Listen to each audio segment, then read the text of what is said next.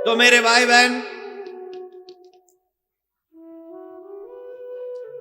अपने वचन को भी मिथ्या कराकर श्री कृष्ण अपने भक्तों की लाज रखते हैं, अपने भक्तों की भावना को पूर्ण करते हैं। और यही मेरे ठाकुर का स्वभाव है। युद्ध तो 18 दिन चला। 18वें दिन जब पूरी कौरवी सेना का विनाश हो गया, दुर्योधन भी मूर्छित होकर मृत्यु का इंतजार करने लगा। अश्वत्थामा, उसको एक दुख था कि मुझे इस युद्ध में सेनापति बनने का मौका नहीं मिला।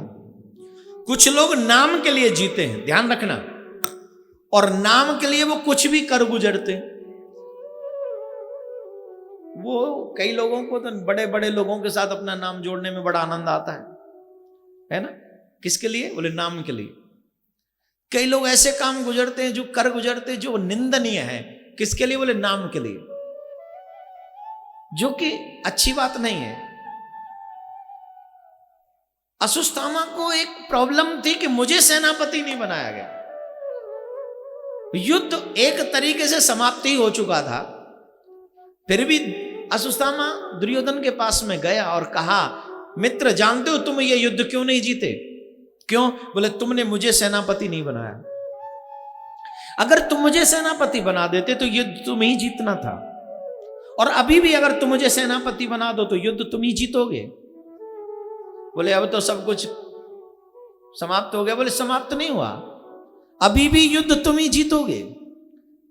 दुर्योधन ने कहा ले बना दिया सेनापति, अब न सेना है न कोई, अब तू पति पति जो करे कर। अब युद्ध समाप्ति हो गया एक तरीके से। तो फिर भी गया, लेकिन नाम के लिए इस दुष्ट ने क्या किया कि जाकर सोए हुए द्रौपदी के 5 पुत्रों को मार दिया। धर्मराज, भीम, नकुल, सहदेव, अर्जुन, इन सबसे द्रौपदी को एक एक पुत्र था। और लगते भी उन्हीं जैसे थे।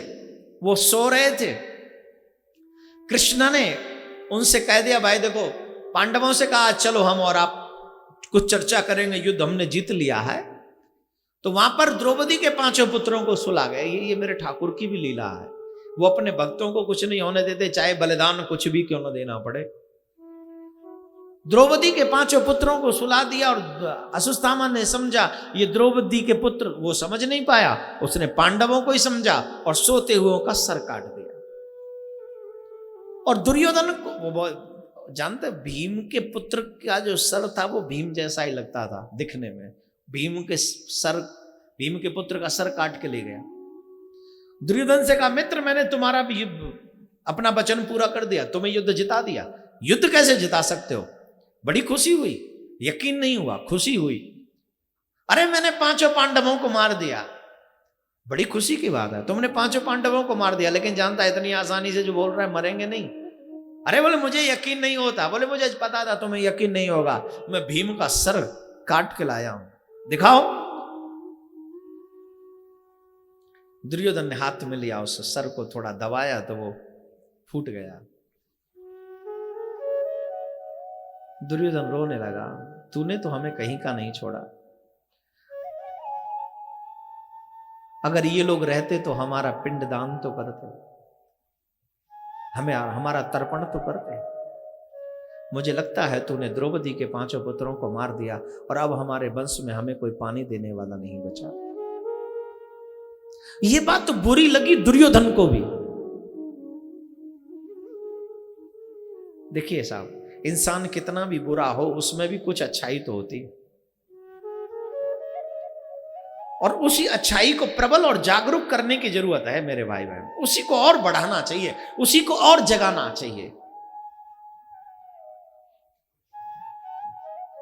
दुर्योधन जीवन पर्यंत पांडवों से शत्रुता मानता रहा, लेकिन जब देखा द्रौपदी के 5 पुत्रों को सोता हुआ मार दिया तो यह बात दुर्योधन को भी बुरी लगी।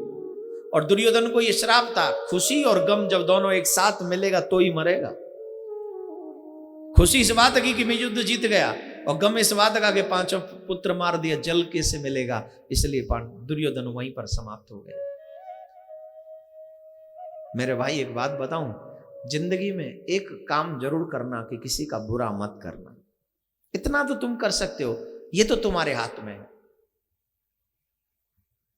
मैं तुमसे कोई बहुत बड़ी बात नहीं मांग रहा हूं, मैं तुमसे तुम्हारा घर दान में नहीं मांग रहा हूं, मैं तो तुमसे सिर्फ एक बुराई दान में मांग रहा हूं कि हम लोग अपने स्वार्थ के वशीभूत किसी का बुरा कर देते हैं। प्लीज जरा अपने आप सोचो, आप जब हम किसी का अच्छा नहीं कर सकते तो हमें बुरा करने का भी अधिकार नहीं है। अश्वत्थामा ने बुरा किया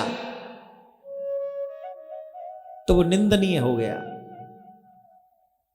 द्रौपदी सर पटक पटक के रोने लगी, मेरे पुत्रों को युद्ध भूमि में मार दिया जाता तो मैं कदापि कभी नहीं रोती, लेकिन मेरे पुत्रों को सोते हुए छल से मार दिया गया, ये मेरे दुख का कारण है। अर्जुन से द्रौपदी का रोना देखा नहीं गया और अर्जुन ने कहा, तू रो मत, मैं प्रण करता हूं जिस दुष्ट ने भी मेरे पुत्रों को वध किया है, तेरे पुत्रों का वध किया है, मैं उसे बहुत जल्दी तेरे सामने लाऊंगा और तू उसके सर पे पांव रख के स्नान करना और अपने दुख को गंवा देना। याद रखिए, ये अर्जुन जी एक चीज के लिए बड़े माहिर हैं, ये प्रण बहुत जल्दी कर लेते हैं। एक बार और इन्होंने प्रण किया था, अभिमन्यु का जब वध हो गया तो इन्होंने प्रण कर लिया, सूर्यास्त होने से पहले मैं जयद्रथ का वध कर दूंगा और अगर उसका वध नहीं किया तो मैं स्वयं चिता में समा जाऊंगा। अब कृष्ण बोले, प्रतिज्ञा ये करता है? ड्यूटी हमारी बढ़ जाती है,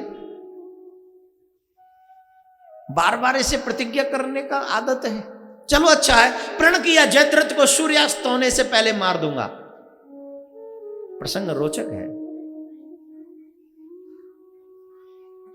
कौरवों को जब पता चला कि अगर ये सूर्यास्त तक जयद्रथ को नहीं मार पाया तो अर्जुन स्वयं ही चिता में जल जाएगा, तो कौरव समझ गए कि जैसे ही अर्जुन चिता में जलेगा हम आधा युद्ध जीत जाएंगे, क्योंकि आधा युद्ध तो अर्जुन ही जिताएगा इनको।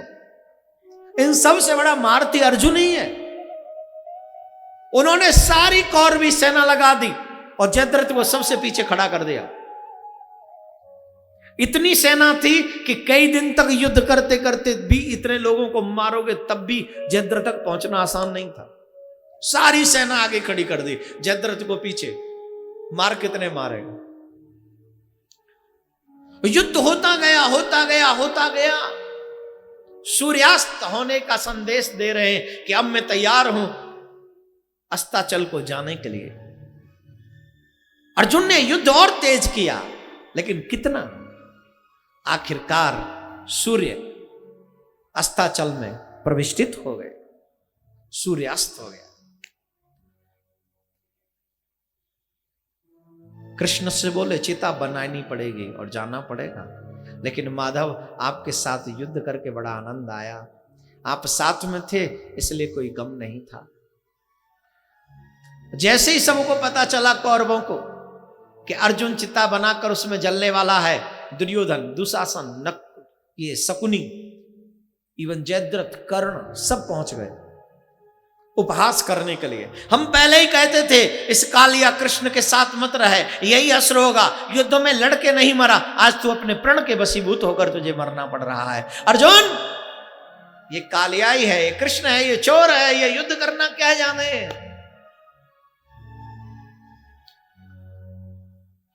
अर्जुन कहते हैं तुम्हें जो भी कहना है मुझे कहो, मेरे कृष्ण को कुछ मत कहो। सच्चा प्रेम जानते हो किसको कहते हैं? खुद सहले लेकिन अपने प्रियतम को कुछ न सहने दे। आजकल का प्रेम खुद कुछ न सहे और जो कुछ है सो प्रेमी सहे। हमें न तो प्रेम करना आता है न दुश्मनी करनी आती है। इवन मैं ये कहूंगा कि हमें जीना ही नहीं आता। सच्चा प्रेम है ये, सीखो। देखो अर्जुन कितना प्रेमी है, क्या कह रहा है? जो कुछ कहना है मुझसे कहो, मेरे कृष्ण से कुछ मत कहो। मैं जो भी हूं आज वो कृष्ण की वजह से ही हूं। कृष्ण ही तो हैं जिन्होंने मुझे ये सब दर्शन कराया। बोले नहीं नहीं, ये कृष्ण ऐसा ही है, छलिया है। अरे जिस माँ ने इनको दूध पिलाया ये उन्हें छोड़कर चलाया। बचपन में जिसने चोरी की हो, माखन चोर चोर के खाया हो, वो भला युद्ध करना क्या जानेगा, और तुम ऐसे कृष्ण के साथ चल पड़े। तुम्हारा तो यश रोना ही था। अर्जुन बोले देखो मैं भूल जाऊंगा कि मेरा प्रण क्या है। जयद्रथ बोल रहा था ज्यादा। जयद्रथ से कहा सुन, मैं पहले तुझे मारूंगा, मैंने गांडीव छोड़ दिया है, नीचे गिरा दिया है, युद्ध नहीं करूंगा, लेकिन अगर तू ज्यादा मेरे गोविंद के बारे में कुछ कहेगा तो मैं अभी गांडीव से तेरा सर काट दूंगा और उसके बाद चिता में समा जाऊंगा। कृष्ण बोले तो सोचता क्या है, उठा गांडीव। बोले महाराज सूर्यास्त हो गया। बोले कौन कहता है, सूर्यास्त नहीं हुआ, कुछ देर के लिए बादलों ने सूर्य को ढक लिया था। देख सूर्य चमक रहा है। और उसी समय देखा सूर्य चमकने लगा, सूर्य प्रकट हो गया। अब जयद्रथ कितना भागे। अर्जुन ने गांडीव उठाया, उस पर प्रत्यंचा पर बाण चढ़ाया और कहा सुन, आज मैं जो भी कुछ हूं ना, इसी कालिया की वजह से हूं, इसी कृष्ण की वजह से। बना निशाना, लगा दिया सीधा निशाना जरासंध के सर पे, रोड़ा दिया सर कहीं और धड़ कहीं। यही है भक्त वत्सल कृष्ण की लीला, जो अपने भक्तों के लिए कुछ भी कर सकता, कुछ भी। He does everything, वो सब कुछ कर सकता है। राधे राधे बोलना पड़ेगा।